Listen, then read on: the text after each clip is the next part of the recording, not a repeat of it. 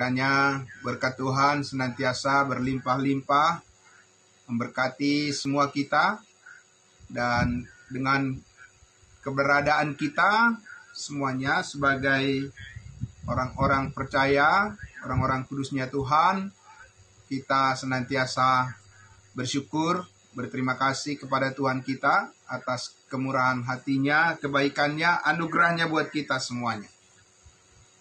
Nah, Bapak Ibu sekalian, saya langsung saja memimpin kita untuk memulai pemaparan materi firman Tuhan yang akan kita dengarkan bersama, dan juga yang akan kita diskusikan, yang kita sharingkan. Dan nantinya mudah-mudahan ada feedback ya untuk kita, untuk kami, supaya pembelajaran kita yang berikutnya lebih pas, lebih tepat lagi dengan kebutuhan kita untuk hari-hari yang akan datang. Untuk itu, Bapak Ibu sekalian, mari kita tundukkan hati kita, mari kita berdoa. Apapun yang terjadi dalam hidup kami percaya Roh Tuhan akan tetap memimpin kami. Roh Kudus yang telah Engkau karuniakan di dalam hidup kami akan membimbing kami semua, anak-anak Tuhan, untuk terus bertumbuh di dalam anugerah-Mu, memahami segala kehendak Tuhan yang Kau nyatakan bagi kami, dan menghidupinya, dan juga membagikannya kepada semua orang. Terima kasih Tuhan Yesus, malam hari ini kembali kami Tuhan diberikan kekuatan baru, diberikan kesempatan lagi untuk bersama-sama bersekutu, dan kami percaya semuanya ini adalah semata-mata karena kebaikan Tuhan bagi kami semua. Berkati juga semua saudara-saudara kami yang masih dalam persiapan untuk masuk di dalam acara pertemuan Kamis Ministry, kelompok tumbuh bersama bagi kami. Kami berterima kasih, kami bisa terus dipakai oleh Tuhan menjadi anak-anak Tuhan yang setia melayani-Mu. Terima kasih Bapa, kami mengucap syukur di dalam nama Tuhan Yesus kami berdoa. Haleluya, amin. Baik, puji Tuhan. Bapak Ibu yang dikasihi Tuhan Yesus, ini adalah bagian kedua dari tema yang sudah kita mulai membahasnya dari hari Kamis kemarin. Dan ini bagian yang kedua, yaitu kita akan membicarakan bagaimana kita mengenali dengan baik pekerjaan Tuhan saat ini. Karena kita juga tidak mau apa yang kita kerjakan atau yang kita lakukan menjadi sia-sia. Tetapi kalau kita memahami apa sesungguhnya kehendak Tuhan secara spesifik ya, jadi bukan hanya oh ya, saya tahu kehendak Tuhan. Kehendak Tuhan itu adalah memuji Dia. Oh ya, saya tahu kehendak Tuhan adalah mendengar firman. Oh iya, saya tahu kehendak Tuhan adalah berbuat baik. Nah, itu jawaban-jawaban seperti itu bukan lagi yang bukan itu lagi sebenarnya yang menjadi respon yang paling tepat buat kita sebagai orang-orang percaya, orang-orang kudusnya Tuhan yang sudah mengerti kasih karunia. Jadi secara spesifik, secara khusus, secara istimewa, itu yang Tuhan mau. Apakah kita tahu kehendaknya saat ini? Gitu ya.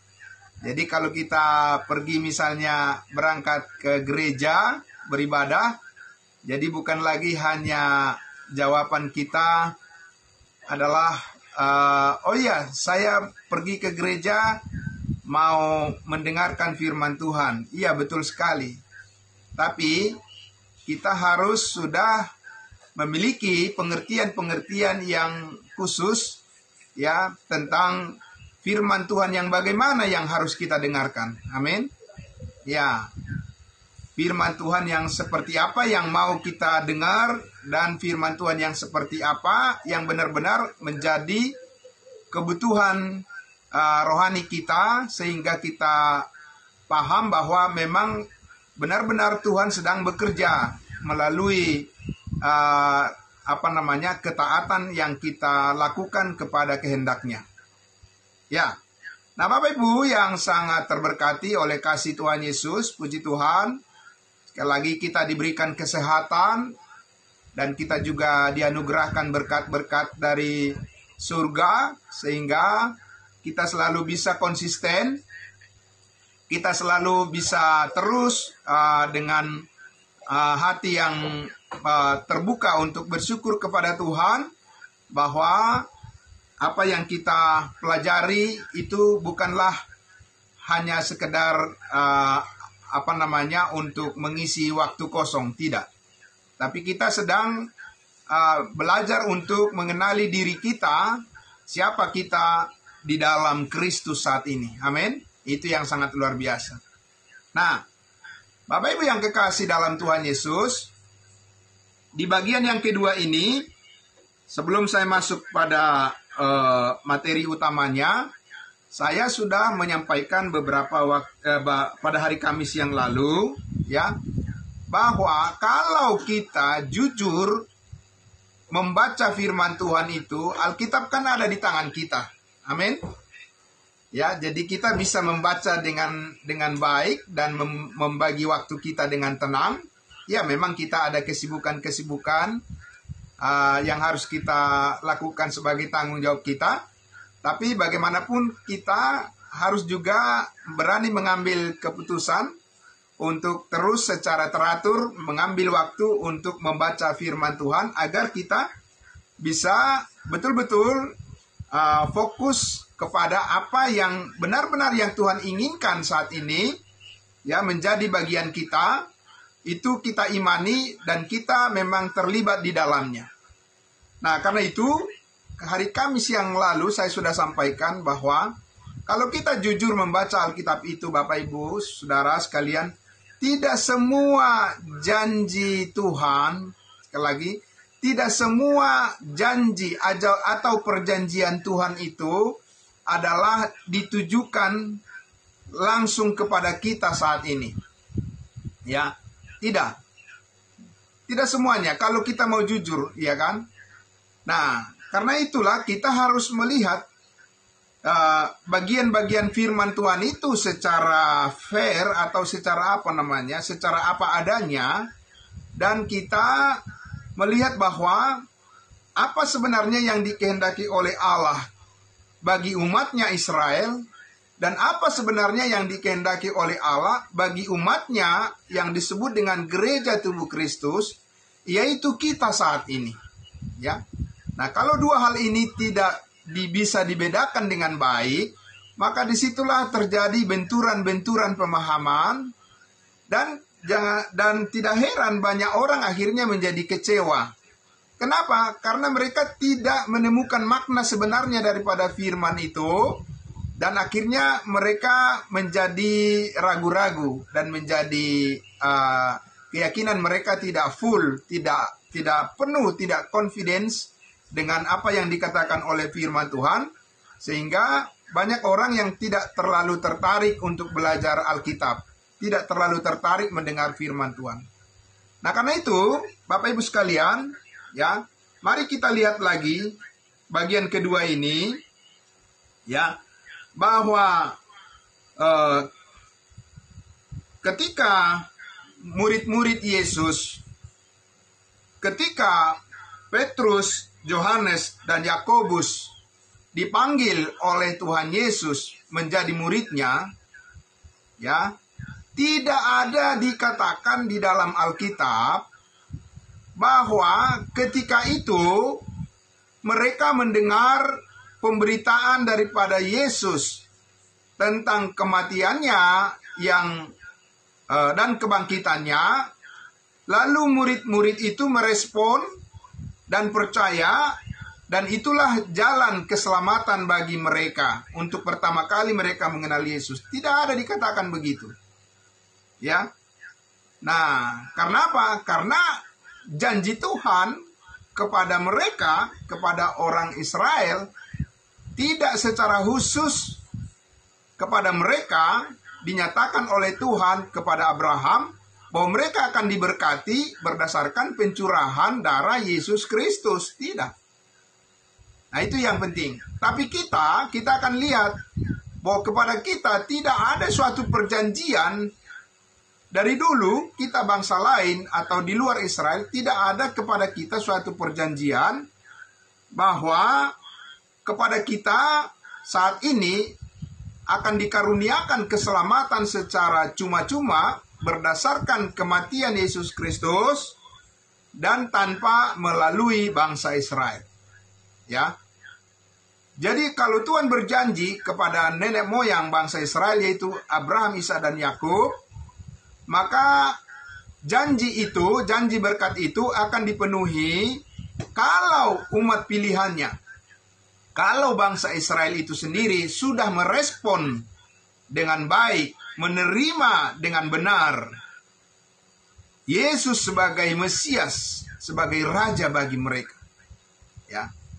Tanpa itu, ya, tanpa penerimaan yang benar, respon yang benar dari seluruh umat Israel terhadap Yesus Kristus sebagai Mesias, maka janji itu tidak pernah diwujudkan kepada mereka.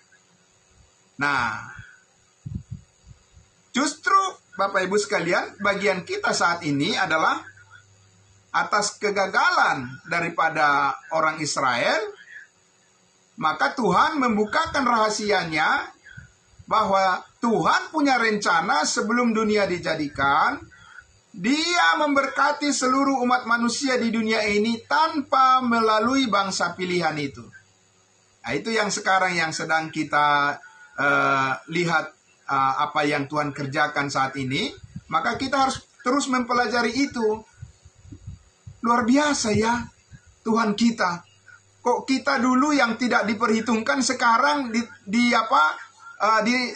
dipanggil dan diterima menjadi anak Tuhan, menjadi umatnya, ya, dan kita diberkati sedemikian rupa, padahal kita ini bukan siapa-siapa, begitu ya. Nah, jadi karena itu saya mengajak kita pada malam hari ini, Bapak Ibu sekalian, untuk memastikan dan menegaskan lagi dari firman Tuhan bahwa ketika 12 rasul Petrus, Yohanes, dan Yakobus pertama kali mengenal Yesus, mereka bukan mengenal Yesus dengan berita tentang darahnya yang tercurah di kayu salib, yang menebus dan mengampuni segala dosa mereka, seperti yang kita percayai saat ini ketika kita pertama kali mengerti bahwa kita sudah diselamatkan. Ya. Nah, mari kita lihat dari Matius pasal 6. Mari Bapak Ibu sekalian, Matius pasal 16 maksud saya, maaf. Matius pasal 16. Saya akan membacakan untuk kita dari ayatnya yang ke-21. Ya. Jadi judul perikop di dalam Alkitab berbahasa Indonesia itu di atasnya itu dituliskan di situ, pemberitahuan pertama tentang penderitaan Yesus dan syarat-syarat mengikut Dia. Nah, ya. Ayat 21.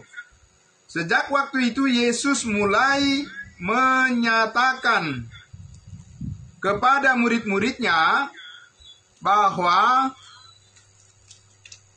ia harus pergi ke Yerusalem dan menanggung banyak penderitaan dari pihak tua-tua, imam-imam, kepala dan ahli-ahli Taurat, lalu dibunuh dan dibangkitkan pada hari ketiga. Yesus memberitahukan itu. Kenapa? Karena itu adalah merupakan bagian dari nubuat yang sudah disampaikan oleh nabi-nabi perjanjian lama, Nabi Yesaya misalnya. Ya. Jadi Yesus memberitahukan pada murid-muridnya bahwa apa yang tertulis dalam kitab suci perjanjian lama dalam nubuatan itu akan digenapi di dalam diri Yesus Kristus. Ya. Tetapi yang kita lihat menarik di sini adalah apa yang dilakukan oleh Petrus setelah mendengarkan perkataan Yesus tentang kematian dan kebangkitannya sendiri. Bagaimana responnya? Apakah Petrus mengatakan, "Puji Tuhan, terima kasih Yesus, engkau mati untuk menebus dosa-dosaku"? Apakah itu yang dikatakan atau yang dilakukan oleh Petrus supaya dia menjadi percaya? Kita lihat di ayatnya yang ke-22. Tetapi Petrus menarik Yesus ke samping dan menegur dia. Berani ya, menegur Yesus ya. Luar biasa ini Petrus ini. Kalau menegur gembala, menegur pendeta senior, ya nggak apa-apa lah. Ya kan, tapi karena manusia juga bisa salah. Ini apa Petrus berpikir Yesus bisa salah gitu? Katanya apa? Tuhan, kiranya Allah menjauhkan hal itu. Hal apa? Hal kematiannya dan kebangkitannya. Jadi Petrus tidak menyambut itu. Petrus tidak mengharapkan kematian dan kebangkitan Yesus Kristus. Bayangkan saudara, kok bisa dia menjadi orang percaya gitu? Kalau sekarang ini ada orang yang menyangkal atau yang menolak ya penderitaan, kematian, penguburan dan kebangkitan Yesus Kristus saat ini. Kalau ada orang yang menolak seperti itu, Bapak Ibu, bisa nggak itu jadi murid Yesus? Jangankan murid Yesus, selamat pun tidak bisa dia. Tapi kita lihat Petrus di sini sudah berapa lama dia bersama-sama melayani dengan Yesus. Tapi ketika Yesus memberitahukan tentang kematian dan kebangkitannya, dia tidak merespon itu sebagai kabar baik. Amin. Padahal itulah kabar baik yang kita terima sekarang ini dan yang kita beritakan setiap hari, Bapak Ibu sekalian. Nah, lalu dia katakan, ya Tuhan, kiranya Allah menjauhkan hal itu. Hal itu sekali-kali takkan menimpa engkau. Ayat 23. Maka Yesus berpaling dan berkata kepada Petrus, "Enyahlah iblis." Kawat juga ya. Petrus langsung dibilang iblis. Apa nih yang iblis? Pikirannya. Ya kan? Bukan Petrusnya yang iblis. Petrus tetap Petrus. Tapi pikirannya itu, Yesus bilang, "Nyala iblis. Engkau suatu batu sandungan bagiku, sebab engkau bukan memikirkan apa yang dipikirkan Allah, melainkan apa yang dipikirkan manusia." Yang dipikirkan oleh Allah adalah bahwa melalui kematian Yesus Kristus, semua orang di muka bumi ini akan memperoleh kasih karunia Tuhan. Amin. Ya, tapi Petrus tidak tahu itu. Ya, saudara-saudara. Dia tahu itu. Petrus sebagai orang Israel tidak tahu itu. Ya, apa yang dia tahu kalau begitu? Yang dia tahu adalah kita mundur ke ayatnya yang ke-15. Masih pasal 6 ya, Bapak Ibu sekalian. Ya, masih pasal 16 maksud saya. Ya, masih pasal 16. Dari ayatnya yang ke 15. Langsung saja ke ayat 15. Lalu Yesus bertanya kepada mereka, kepada murid-muridnya, "Tetapi apa katamu, siapakah aku ini?" Nah, ini Yesus bertanya, menurut kamu, menurut pengenalanmu, ya, Petrus, Yohanes, Yakobus, siapa aku sebenarnya? Ya, kalau kamu mau beritakan kabar baik pada orang lain, apa yang kau katakan? Apa yang kau saksikan? Begitu ya. Nah, sekarang Apa jawab Petrus? Apakah Petrus bilang, iya, engkau adalah Yesus yang mati dan dikuburkan dan disalibkan menebus semua dosaku? Apa itu yang dia katakan? Itu yang dia mengerti? Tidak, Bapak Ibu sekalian. Kita lihat ayat 16. Maka jawab Simon Petrus, engkau adalah Mesias, anak Allah yang hidup. Sah? Bapak Ibu, itu adalah sebagai pengenalan akan Yesus. Sah? Ya? Sah. Dari mana kita tahu? Kita lihat ayat 17. Kata Yesus kepadanya, berbahagialah engkau Simon bin Yunus, sebab bukan manusia yang menyatakan itu kepadamu, melainkan Bapakku yang di sorga. Ya, Yesus bilang, iya, betul sekali, benar. Walaupun bukan kau sendiri yang mengatakan itu, tapi Allah Bapa di surga. Tapi itu sah sebagai berita, di mana itulah pengenalan daripada orang Israel kepada Yesus Kristus.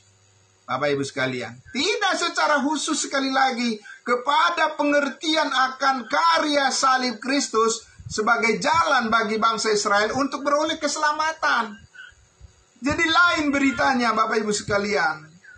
Berita tentang kematian dan penguburan dan kebangkitan Yesus Kristus sebagai jalan keselamatan bagi setiap orang yang percaya, itu dinyatakan oleh Rasul Paulus. Atau itu dikatakan oleh Yesus Kristus melalui Rasul Paulus sebagai rasul bangsa lain. Dan itulah saat ini berita keselamatan bagi semua orang. Amin.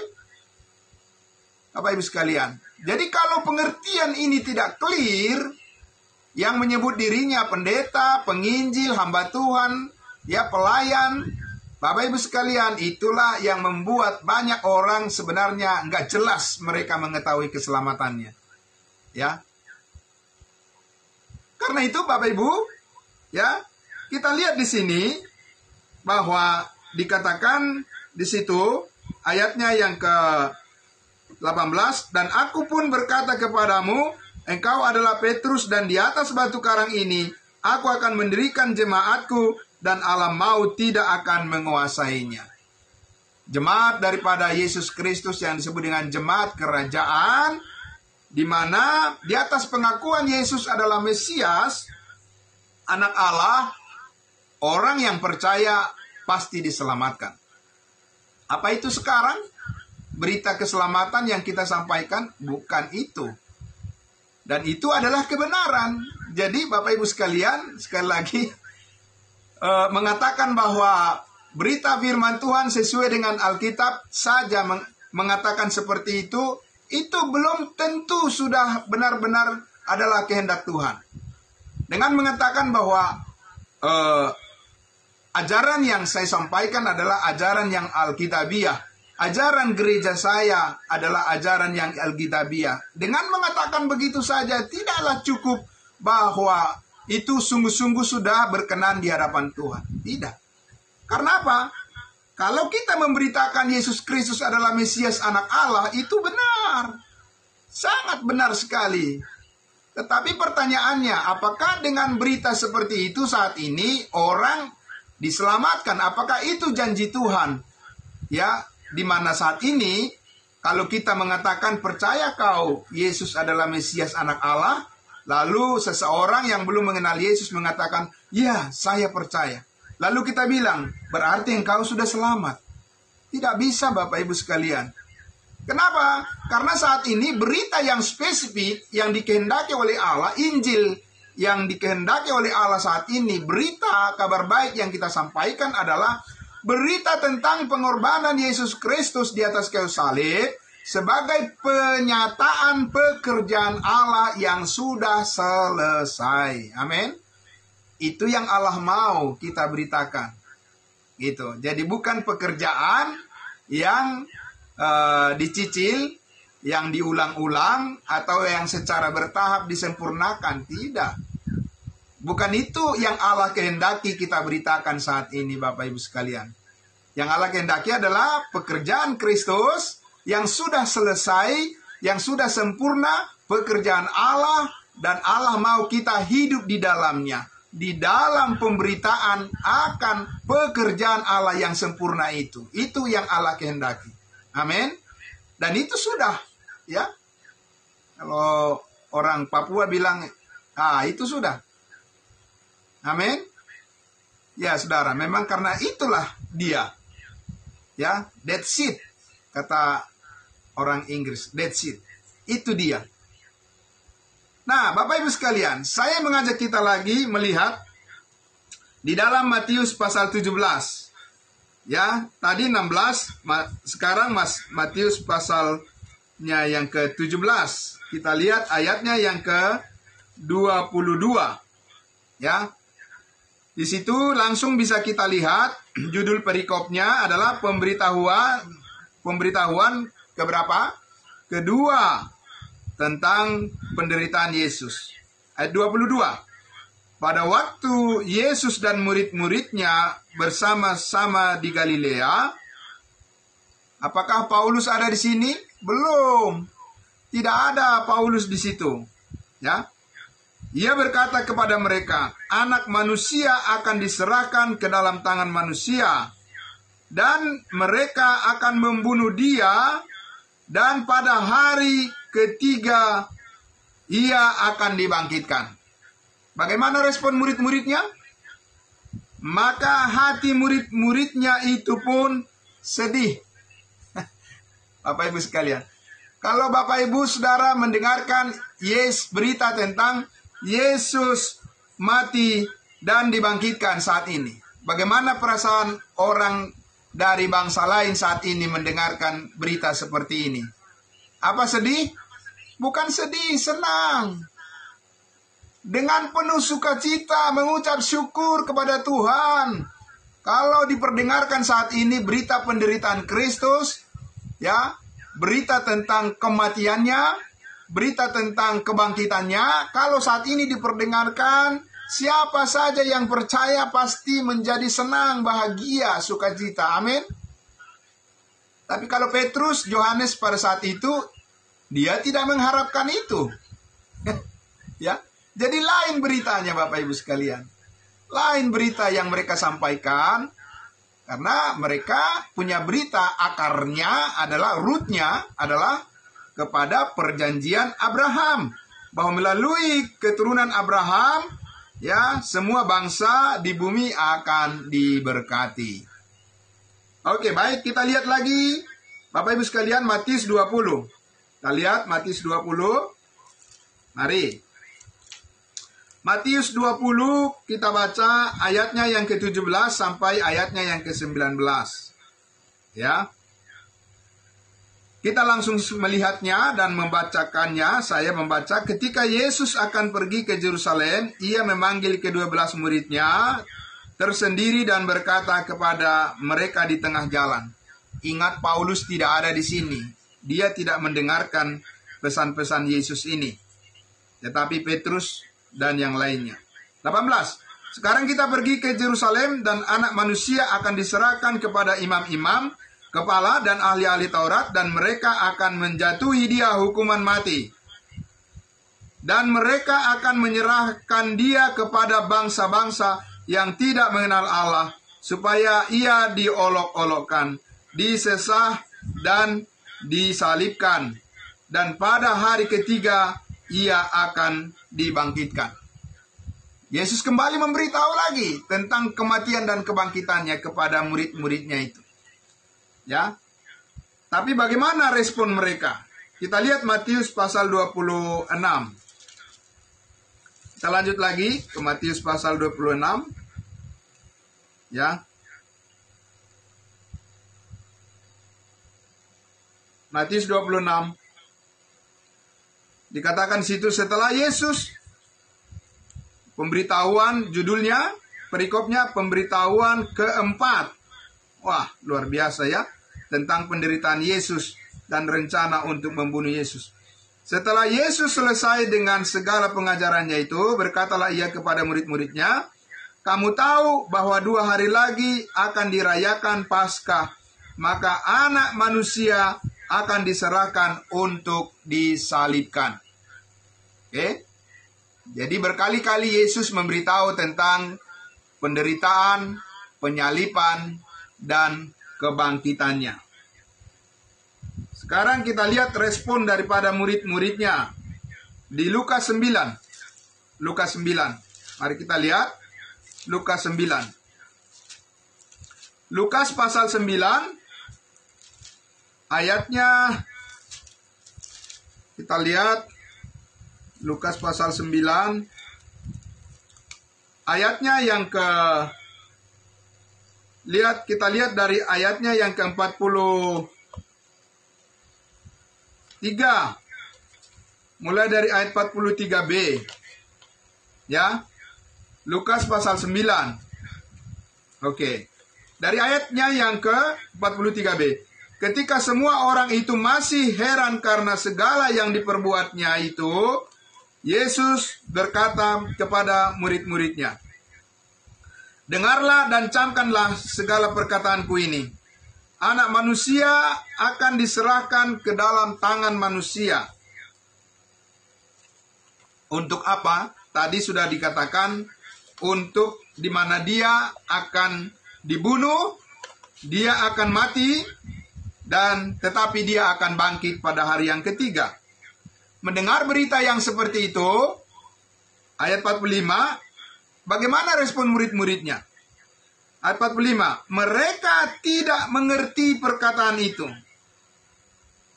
Mereka tidak mengerti perkataan itu. Kok enggak mengerti-mengerti ya? Sudah 4 kali tadi Yesus memberitahu kan? Ada apa dengan dirimu? Gitu kira-kira ya kan?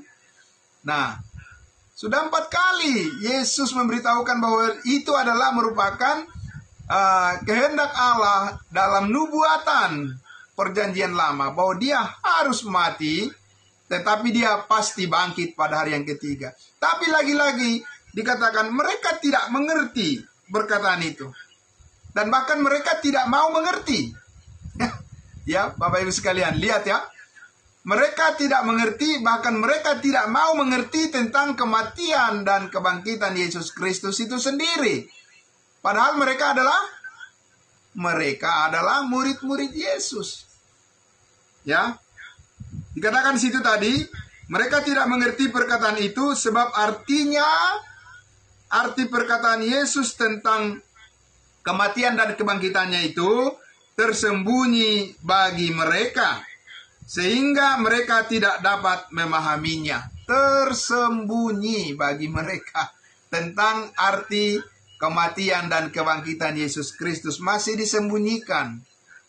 Dan mereka tidak berani menanyakan apa arti perkataan itu kepadanya.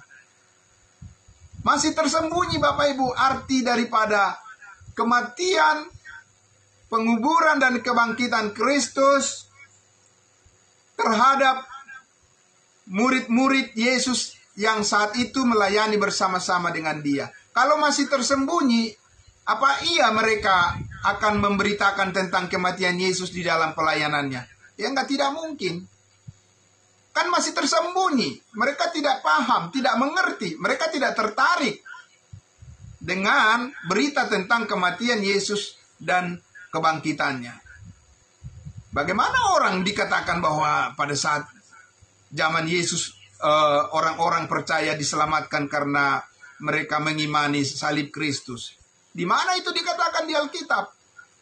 Tidak ada itu. Sekarang sesudah Tuhan membukakan rahasia itu melalui hambanya Rasul Paulus, barulah berita tentang kematian dan kebangkitan Yesus Kristus adalah merupakan kabar baik. Kabar yang paling baik dan yang paling indah, berita yang paling menarik dan yang paling terberkati saat ini adalah kabar ini. Kabar tentang kematian dan kebangkitan Yesus Kristus. Tapi selama pelayanan 12 rasul, itu bukan suatu berita yang dianggap penting. Bahkan itu adalah berita sesuatu yang harus dihindari oleh murid-muridnya. Oke, kita lihat lagi di dalam Lukas pasal 18. Mari kita lihat Bapak Ibu sekalian, ya. Lukas pasal 18. Lukas pasal 18. Kita lihat mulai dari ayatnya yang ke-31. Ya. Kita lihat dari ayat 31. Lukas pasal 18. Mulai dari ayat 31. Yesus memanggil ke-12 muridnya. Lagi-lagi Tidak ada di sini Paulus. Lalu berkata kepada mereka, sekarang kita pergi ke Yerusalem dan segala sesuatu yang tertulis oleh para nabi mengenai anak manusia, mengenai Yesus akan digenapi. Tentang apa? Banyak hal yang ditulis di dalam kitab-kitab para nabi tentang Yesus. Tapi di dalam hal ini Yesus berbicara tentang kematian dan kebangkitannya. Harus digenapi. Ayat 32. Sebab ia akan diserahkan kepada bangsa-bangsa yang tidak mengenal Allah, diolok-olokkan, dihina, dan diludahi. 33. Dan mereka menyesah dan membunuh dia, dan pada hari ketiga ia akan bangkit. Amin. Kalau saudara mendengarkan berita begini bagaimana? Wow, luar biasa. Terima kasih Tuhan Yesus. Engkau rela mati dan bangkit untuk menebus segala dosaku. Sungguh baik Engkau Tuhan. Aku bersembah sujud di hadapan-Mu. Amin. Tapi bagi mereka, bagi murid-murid Yesus pada saat itu, ayat 34, bagi Petrus, bagi Yohanes, bagi Yakobus, ya bagi Thomas, ayat 34, akan tetapi mereka sama sekali tidak mengerti semuanya itu. Arti perkataan itu tersembunyi bagi mereka, dan mereka tidak tahu apa yang dimaksudkan. Luar biasa. Sekarang itu dibukakan bagi saudara dan saya. Amin. Apa artinya itu bagi kita? Arti daripada kematian, penguburan, dan kebangkitan Yesus Kristus. Karena itulah Injil, kekuatan Allah, powernya Allah, ya, untuk menyelamatkan setiap orang yang percaya saat ini. Bapak Ibu, makanya kita harus benar-benar saat ini, harus benar-benar kita, kita harus bersujud sesujud-sujudnya, setaat-taatnya kepada Tuhan Yesus. Karena kepada kita berita tentang kematian dan kebangkitannya adalah merupakan kabar baik di mana segala dosa kita sudah diampuni sekali untuk selama-lamanya. Amin. Bapak Ibu Saudara, berapa tahun Yesus bersama-sama dengan murid-muridnya? Berkali-kali disampaikan oleh Yesus. Tapi arti daripada, makna daripada kematian, penguburan, dan kebangkitan Yesus Kristus bagi mereka dikatakan tersembunyi.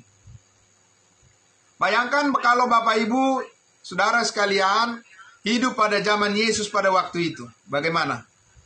Iya kan? Kita akan senasib dengan perempuan Kanaan yang minta anaknya disembuhkan. Yesus ketika dia berkata, Yesus, Yesus, kasihanilah aku, Yesus anak Daud. Kasihanilah aku, anakku sedang kerasukan setan. Sembuhkanlah anakku ya Yesus. Tapi Alkitab katakan apa? Yesus sama sekali tidak menjawabnya. Lalu berteriak lagi perempuan itu, Yesus, sembuhkan anakku, tolong aku. Lalu murid-muridnya Petrus mengatakan, itu dia perempuan itu, perempuan Kanaan itu, bangsa kafir itu mengikuti kita, usirlah dia, usir. Wah, bayangkan Bapak Ibu sekalian. Ya, kalau saat ini ada orang minta tolong untuk mengenal Yesus, saat ini minta tolong orang ingin mengerti tentang keselamatan dalam Kristus. Apa saudara, Bapak Ibu mengatakan, usir dia, usir dia. Tidak mungkin. Oh, sini, mari, akan saya beritahu. Nanti tanya ya, 10 kali juga nggak apa-apa. Kan begitu kan kalau penginjil, kita penginjil ya. Nanti tanya ya, 10 kali juga tanya lagi, nggak apa-apa. Saya siap kok menjawabnya. Saya sabar aja. Walaupun belum makan siang, saya tetap akan saya jawab gitu ya kan. Kita, itu adalah pekerjaan kasih karunia, amin. Yang sangat luar biasa. Ingin menolong banyak jiwa saat ini. Karena apa? Karena kita udah dibukakan rahasia itu. Rahasia itu yang sangat luar biasa.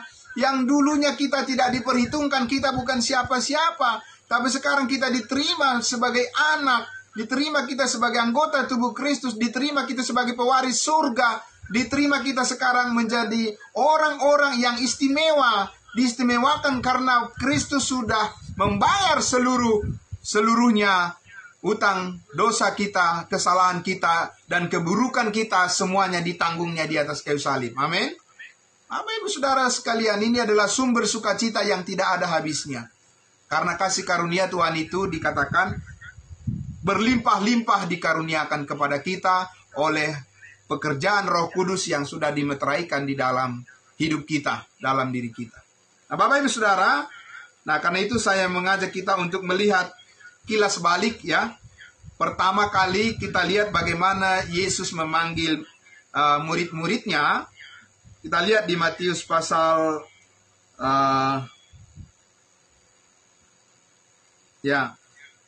coba kita lihat di kitab Matius di awal tentunya ya. Ya, ini pasti awal. Matius pasal 4. Matius pasal 4 ya. Mulai dari ayat 18. Oke, sesudah Yohanes Pembaptis memberitakan dan melakukan penyambutan akan Yesus Kristus sebagai anak domba Allah. Lalu kita lihat di situ ya, di ayatnya yang ke-18, Yesus memanggil murid-murid yang pertama. Nah, kita lihat bagaimana ketika Yesus memanggil murid-muridnya yang pertama. Ayat 18, dan ketika Yesus sedang berjalan menyusur danau Galilea, ia melihat dua orang bersaudara, yaitu Simon yang disebut Petrus dan Andreas saudaranya. Mereka sedang menebarkan jala di danau sebab mereka penjala ikan. 19. Yesus berkata kepada mereka, apa yang Yesus katakan? Apakah Yesus katakan, percayalah kamu bahwa aku mati menebus segala dosamu? Percayakah engkau? Apakah Yesus mengatakan begitu? Apa berita salib yang Yesus katakan kepada mereka? Tidak. Yesus mengatakan apa?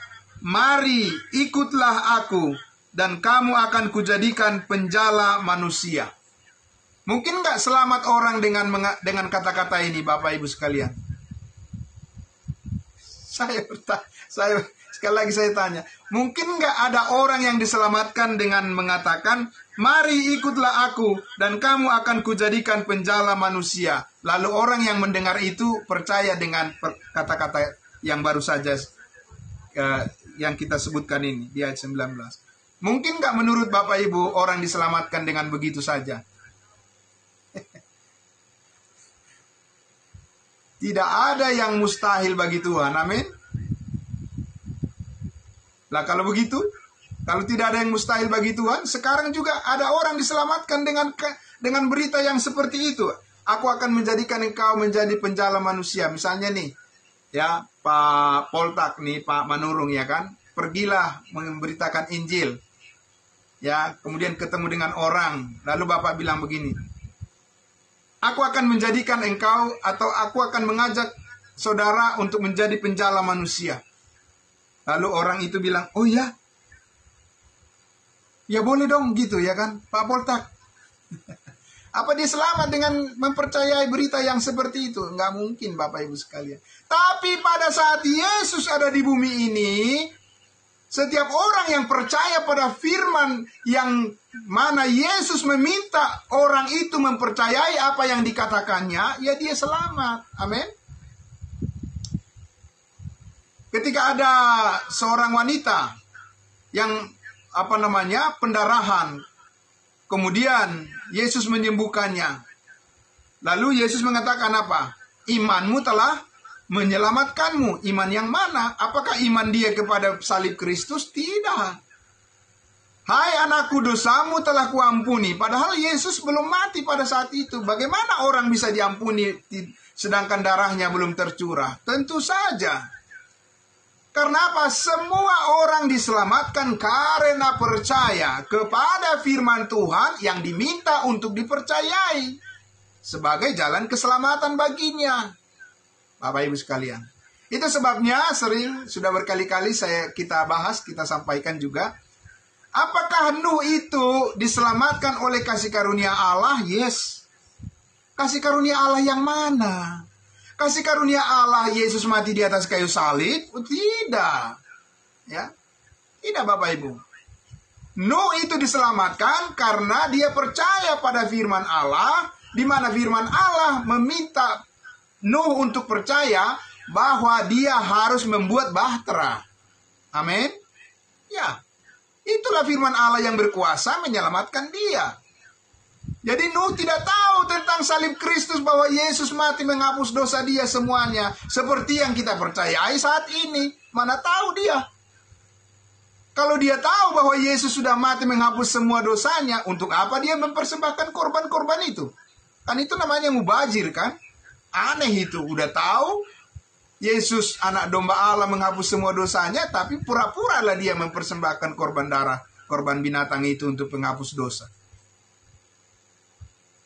Karena kita tahu sekarang bahwa Yesus sudah mati mengampuni segala dosa kita, makanya kita tidak mempersembahkan lagi korban-korban penghapus dosa. Amin. Ya itu Bapak Ibu sekalian. Jadi Nuh mendapat kasih karunia Tuhan, yaitu di mana Tuhan menyelamatkan dia karena dia percaya kepada firman yang disampaikan oleh Allah untuk diimani. Pada saat itu, itulah jalan keselamatan bagi Nuh dan keluarganya. Amin. Lalu sekarang, apakah jalan keselamatan adalah, Pak Poltak Manurung, buatlah bahtera bagimu, dan engkau akan selamat dan seisi rumahmu. Bahtera yang bagaimana saat ini yang harus dibuat? Ya kan Bapak Ibu Saudara? Pasti bingung, loh kok bisa ya? Apa ya saya bisa selamat dengan membuat bahtera gitu? Ya, tidak bisa lah. Ya kan, karena bukan itu firman Allah yang ditujukan saat ini, dijanjikan untuk keselamatan umat manusia. Lalu apa? Saat ini janji Tuhan adalah keselamatan bagi semua orang saat ini adalah yang percaya kepada Yesus Kristus, di mana darahnya telah tertumpah dan dia sudah dikuburkan dan dia sudah bangkit mengampuni segala dosa manusia. Siapa yang percaya langsung dimeteraikan dengan Roh Kudus, memiliki jaminan kepastian keselamatan masuk surga sekali untuk selama-lamanya. Itulah yang harus diimani saat ini, dan itu adalah firman kasih karunia yang Allah mau diketahui oleh semua orang saat ini. Amin. Ya, bukan hanya diketahui tapi untuk dipercayai. Bapak Ibu sekalian, itu yang sangat luar biasa. Jadi mengetahui kehendak Allah itu, jangan kita hanya mengetahui hanya dengan secara umum saja. Secara spesifik Tuhan mau kita harus tahu kita apa isi hati Tuhan. Amin. Ya. Ketika Allah mengatakan kepada Abraham, Abraham, keluarlah engkau dari negerimu, dari rumah ayahmu, dari rumah opungmu, ya, rumah kakekmu dan semua keluargamu, saudara-saudaramu, teman semargamu, keluar kau dari situ. Ya kan? Kau akan kuberikan apa yang dikatakan oleh Allah. Aku akan memberikan kepadamu keturunan yang banyak. Ya. Seperti bintang di langit dan seperti pasir di tepi pantai, di tepi laut. Itu janji Tuhan, bukan? Kepada Abraham. Aku akan menjadikan engkau menjadi bangsa yang besar. Dan aku akan memberikan kepadamu sebuah tanah warisan, tanah perjanjian, tanah Kanaan namanya. Saya mau bertanya kepada kita yang hadir pada saat ini. Siapa yang bisa mengklaim bahwa janji itu adalah buat diri saudara dan saya? Coba tunjuk tangan. Bahwa Tuhan berjanji kepada saudara dan saudara mengaminkan bahwa saudara akan dikaruniakan keturunan seperti bintang di langit dan seperti pasir di tepi laut. Bahaya itu, apalagi tinggal di Jakarta. Mau ditaruh di mana itu keturunan? Ya kan? Nggak bakalan, saudara. Tapi kepada Abraham, itulah yang diimani dia. Itulah diaminkan oleh Abraham. Itulah yang ditaruh di dalam hatinya. Kemudian Tuhan berjanji kepada Abraham bahwa akan dijadikan menjadi sebuah bangsa yang besar. Apa saudara dan saya mengimani itu buat diri saudara dan saat ini bahwa kita akan dijadikan sebagai bangsa yang besar? Tidak mungkin. Saudara, tidak mungkin. Hanya janji itu bisa dipenuhi adalah melalui Abraham dan keturunannya yang 12 suku itu. Ya. Nah, mungkin itu menjadi kebenaran yang akan terjadi bagi saudara dan saya. Yang ketiga, ketika Allah mengatakan, aku akan memberikan kepadamu tanah perjanjian. Jelas enggak tanah perjanjian itu? Tanah perjanjian itu tidak ada di Depok. Ya kan? Tidak ada juga di Cibubur, tidak ada di Pamulang, tidak ada di Tanjung Priok, tidak ada itu, Bapak Ibu sekalian. Itu adanya di mana? Di sana, di Timur Tengah sana, di Israel sana, disitulah tanah perjanjian, tanah Kanaan namanya. Itu dijanjikan kepada siapa? Kepada Abraham dan keturunannya. Lalu banyak orang mengatakan, janji Abraham adalah janji kepada kita. Janji yang mana kawan? Ya, janji tanah Kanaan. Wah, gawat ini, berarti kita rebutan ini. Ya kan, berperang, ayo kita rebut tanah Kanaan supaya kita mendapat bagian di sana. Mati kita. Ya kan? Itulah sebabnya perang terus-menerus terjadi di sana kan? Karena apa? Karena ada sebagian yang tidak mengakui bahwa itu adalah janji Tuhan bagi umat Israel. Nah, sayangnya Israel tidak menerima Yesus sebagai Mesias, maka janji kepada Abraham itu belum bisa digenapi. Ya, belum bisa. Tapi pasti digenapi. Amin. Karena Yesus akan datang kedua kali nantinya. Ya, sesudah kita rapture, sesudah kita terangkat ke surga, Yesus akan datang kedua kali memulihkan bangsanya, yaitu janjinya kepada Abraham, Ishak, dan Yakub. Ya, tanah Kanaan akan menjadi tanah warisan bagi seluruh keturunan Yakub dan benar-benar mereka menjadi kepala dan bangsa-bangsa lain menjadi ekor. Kenapa? Karena semua orang dari muka bumi ini akan berduyun-duyun, akan datang menyembah raja di atas segala raja, yaitu Yesus yang akan memerintah di bumi ini.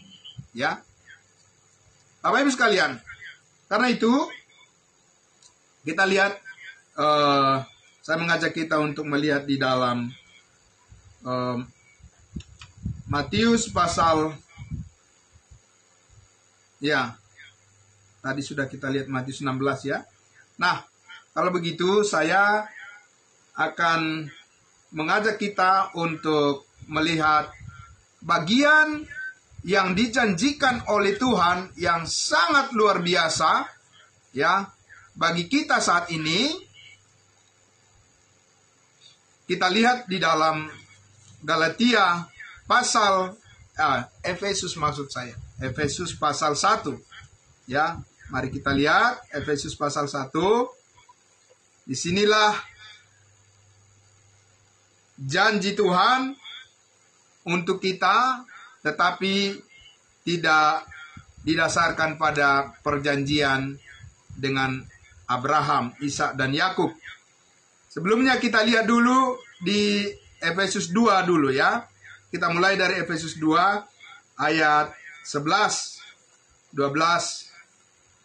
Oke.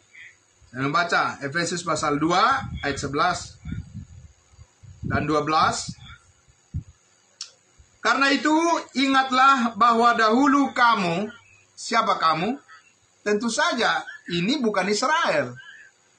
Karena ini adalah orang-orang percaya, orang-orang kudus yang ada di Efesus, yang diselamatkan oleh Injil kasih karunia Allah. Dikatakan, karena itu ingatlah bahwa dahulu kamu sebagai orang-orang bukan Yahudi menurut daging. Siapa orang-orang bukan orang-orang Yahudi menurut daging? Ya kita bukan. Karena kita ini punya perbedaan suku dan bangsa dengan orang Yahudi. Dalam bentuk apapun kita tidak bisa menjadi Yahudi. Ya. Maka dikatakan yang disebut orang-orang tak bersunat, ya kita. Karena orang Israel adalah orang bersunat. Sebab itu adalah perjanjian Allah yang kekal, yang tidak bisa dihapuskan kepada Abraham dan seluruh keturunannya. Oleh mereka yang menamakan dirinya sunat, yaitu sunat lahiriah yang dikerjakan oleh tangan manusia. Ya, jadi sunat yang dikerjakan oleh tangan manusia itu adalah sunat yang sah dari Allah sebagai perjanjian bagi Abraham, Ishak, Yakub dan keturunannya. Ayat 22, bahwa waktu itu kamu tanpa Kristus, ya, tidak termasuk kewargaan Israel, dan tidak mendapat bagian dalam ketentuan-ketentuan yang dijanjikan, tanpa pengharapan dan tanpa Allah di dalam dunia. Wow, ini adalah suatu keadaan di mana kita semua orang yang terhilang. Kita siapa? Kita semua dari bangsa lain. Tidak ada dikatakan kita hidup tanpa Kristus. Makanya tadi saya katakan perempuan Kanaan yang minta anaknya disembuhkan. Yesus mengatakan apa? Aku diutus hanya untuk domba-domba yang hilang dari umat Israel. Tidak patut mengambil roti yang diperuntukkan untuk anak-anak dan dilemparkan kepada anjing. Ya.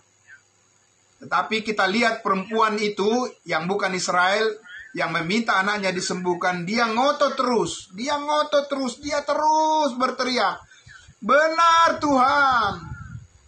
Benar. Benar apa? Benar bahwa engkau datang untuk umat Israel.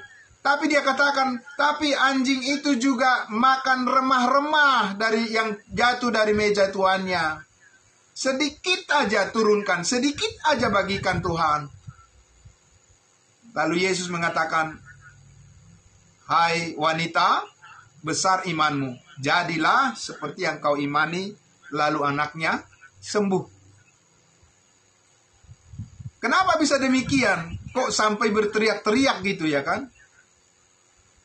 Kalau saat ini, kalau ada orang yang minta untuk mengerti keselamatan dalam Kristus, bagaimana Bapak Ibu sekalian meresponnya? Apakah kita pura-pura nggak dengar? Apakah kita usir dia? Apakah kita tutup telinga kita? Wow, tidak demikian. Sekarang kita sambut, ya, dengan memberitakan kepadanya berita kabar baik yang luar biasa ini. Tapi kalau mungkin orang ada yang bilang, loh kalau begitu kenapa Yesus tidak menyambutnya? Karena Yesus tahu dan konsisten dengan program Allah, bahwa haruslah lebih dahulu dikatakan anak-anak kerajaan itu kenyang. Anak-anak itu dulu sudah terpenuhi. Orang Israel terpenuhi dulu semuanya. Menerima ya berita kerajaan sorga. Menerima Yesus sebagai Mesias. Menerima seluruh berkat yang dijanjikan kepada Abraham, Ishak dan Yakub. Barulah kepada bangsa lain. Yesus bukan pilih kasih. Dia konsisten dengan apa yang yang ditetapkan oleh Allah Bapa untuk dia lakukan. Dan dia juga konsisten saat ini dengan apa yang dilakukan oleh Allah Bapa melalui Yesus Kristus anaknya yang tunggal, bahwa Allah menghendaki semua orang diselamatkan saat ini dan memperoleh pengetahuan akan kebenaran. Amin. Dia juga konsisten. Allah juga konsisten. Apa Ibu Saudara?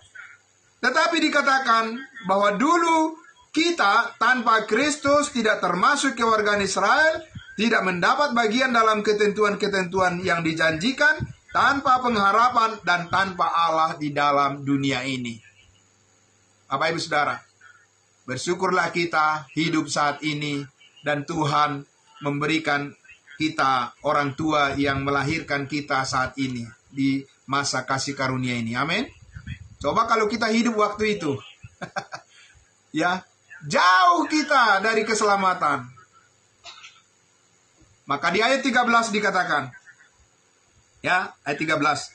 Tetapi sekarang ini, ya, sekarang sesudah Yesus Kristus mati. Tetapi sekarang di dalam Kristus Yesus, kamu yang dahulu jauh, sudah menjadi dekat oleh darah Kristus. Amin. Bukan hanya sumber air sedekat, tapi terutama darah Kristus sudah membuat kita dekat dengan keselamatan, dan bahkan di dalam Kristus kita sudah satu dengan Dia, dan kita sudah dimeteraikan dengan Roh Kudus. Inilah kebenaran kasih karunia Allah. Ini adalah janji Allah yang dinyatakan kepada kita saat ini sebagai rahasia yang tersembunyi berabad-abad lamanya, tapi ini disimpan sebagai suatu rencana Tuhan yang dibukakan melalui hambanya Rasul Paulus. Dan ini adalah janji Allah sebelum dunia dijadikan, yang dinyatakan melalui Yesus Kristus saat ini kepada kita di dalam firman yang ada kita pegang dan kita baca dan kita hidupi setiap hari. Amin. Oleh darah Kristuslah kita menjadi berarti, Bapak Ibu sekalian. Amin. Kalau Yesus Kristus tidak rela mati disalibkan, kalau Dia tidak rela dikorbankan, Bapak Ibu sekalian, betapa nasib kita akan sia-sia hidup di dunia ini. Tapi sekarang Tuhan mengaruniakan kepada kita segala berkat surgawi. Kita lihat ayatnya yang ke pasal 1. Ya. Sebelumnya pasal 2 dulu, ayat 8 dan 9. Ayat 8 dan 9. Sebab karena kasih karunia kamu diselamatkan oleh iman, itu bukan hasil usahamu tetapi pemberian Allah. Itu bukan hasil pekerjaanmu, jangan ada orang yang memegahkan diri. Puji Tuhan. Sekarang keselamatan adalah hanya karena kasih karunia Allah, bukan karena usaha, perbuatan baik dan usaha dan apapun yang diperbuat oleh manusia, tetapi semata-mata karena pemberian Tuhan yang cuma-cuma melalui anugerahnya kepada setiap orang yang percaya. Puji Tuhan. Maka kita lihat di pasal 1 ayatnya yang ketiga ini.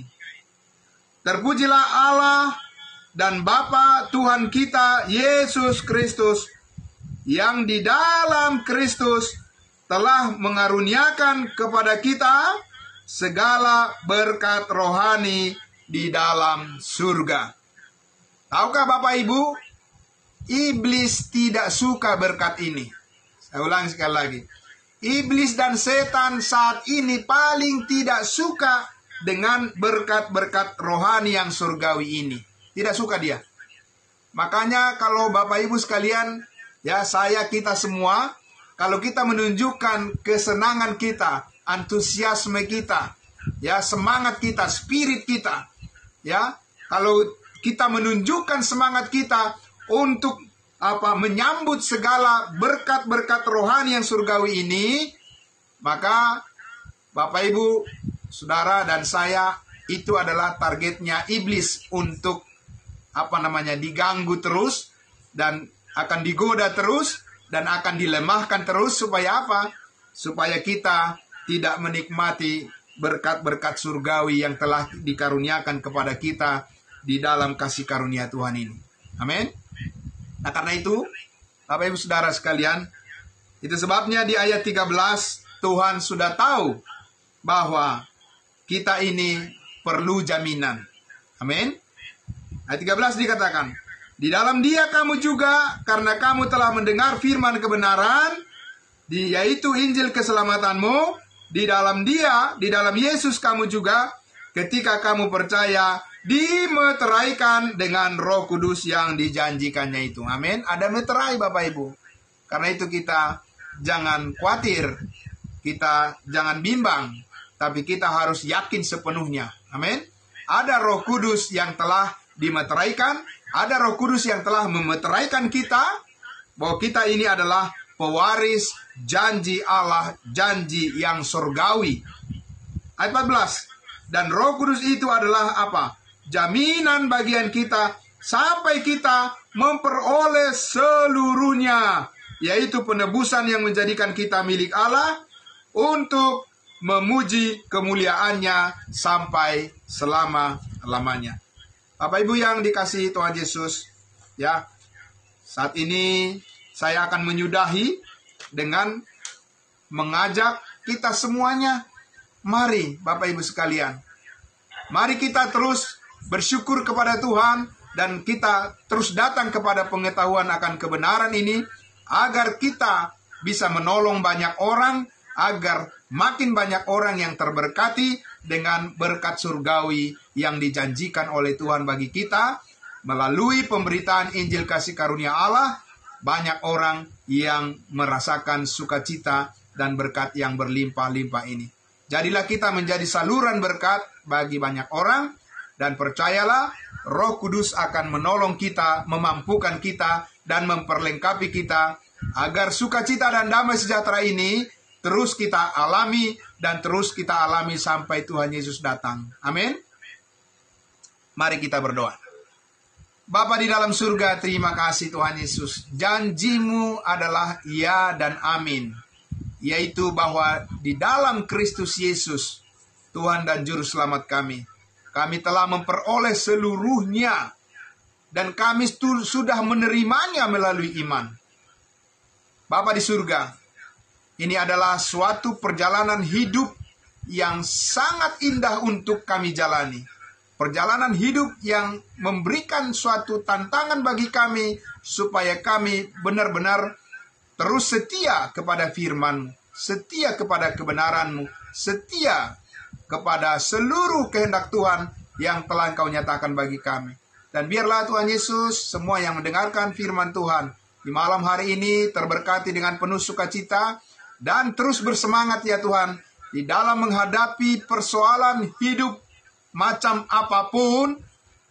Kami sudah diberikan janji oleh Tuhan bahwa ada Roh Kudus penolong kami, bahwa pencobaan-pencobaan tidak akan melebihi dari kemampuan kami, karena ada Roh Kudus yang memampukan kami untuk menanggung semuanya, sehingga sukacita dan damai sejahtera akhirnya yang akan kami rasakan di dalam setiap pergumulan hidup yang kami jalani. Terima kasih Bapa dalam surga, terpuji Engkau atas janjimu yang sangat indah dan yang mulia ini. Dalam nama Tuhan Yesus kami berdoa dan bersyukur. Haleluya. Amin. Amin. Terima kasih, puji Tuhan. Terima kasih Bapak Ibu sekalian. Ya, baik, saya serahkan kepada hambanya Bapak Dallas untuk memandu kita di dalam sharing, berbagi pengalaman. Ya, saya mengajak kita lebih banyak saja berbagi pengalaman. Mungkin ada juga yang mau bertanya, tapi paling diharapkan adalah kita bisa berbagi pengalaman kita sesuai dengan firman Tuhan yang sudah kita dengar selama ini. Terima kasih, Tuhan Yesus memberkati. Shalom semua juga saudara-saudara kami yang ada di live streaming Facebook dari yang mengikuti dari rumah masing-masing. Tuhan Yesus memberkati. Haleluya. Amin. Terima kasih Mas.